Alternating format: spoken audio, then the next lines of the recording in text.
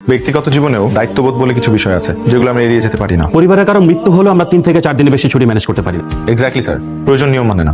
আর আমার এখন সবচাইতে বেশি প্রয়োজন হচ্ছে সেই মানুষটার পাশে থাকা, যে মানুষটা প্রতিনিয়ত মৃত্যুর সাথে লড়াই করছে, যে মানুষটার পৃথিবীতে আমি সবচাইতে ইম্পর্টেন্ট পারসন, যে মানুষটা এখনো জানেই না যে তার হাতে সব মিলিয়ে আর 10টা দিনও হয়তো সময় নেই। আর সেই মানুষটাকে আমি অসম্ভব ভালোবাসি। শেষ সময় আমার তার পাশে থাকার চাইতে জরুরি আর কিছুই আমি মনে করছি না। প্রয়োজনে যদি আমার জবটা হারাতে হয় আমি রাজি আছি, আমি জবটা নিজ থেকেই ছেড়ে দিচ্ছি।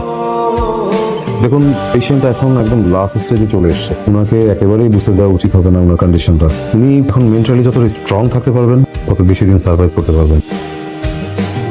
কি বলে ডক্টর? বললো তুমি খুব দ্রুত ইমপ্রুভ করছো।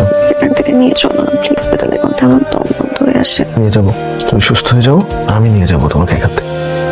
রিয়ার কাছে শুনলাম তোর হার্টে নাকি প্রবলেম। আমার হার্টের প্রবলেম মানে? নীলিমা তো তোর হার্টই, মানুষটাকে যে পরিমাণ ভালোবাসিস তুই, তোর হার্ট কাজ না করলেও চল, কিন্তু নীলিমাকে তো তোর লাগবেই না।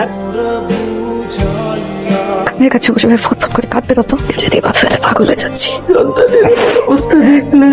মায়ের কেমন লাগে যদি মা ওদের সেদিন বুঝবি।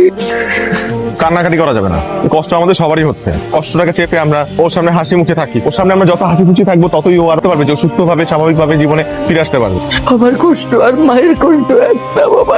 নিজের চোখের সামনে সন্তানের মৃত্যু দেখাচ্ছে, নিজের মৃত্যু বোধহয় কম যন্ত্রণাদায়ক। আপনার বিষয়ে পেশেন্টকে কোনোভাবেই এখন উত্তেজিত করতে দেওয়া যাবে না। এভরি আওয়ার কিন্তু ওনার কন্ডিশন ফল করছে। ওনার বডিতে যে হোয়াইট ব্লাড সেল আছে সেগুলির পরিমাণ এত বেড়ে গেছে যে নর্মাল ব্লাড সেলকে প্যাক করে ফেলছে। আমার একটা রিকোয়েস্ট, আপনারা কিন্তু কোনো রকম রিয়াক্ট করবেন না, ওনার কিন্তু আরো অবনতি হবে অবস্থা।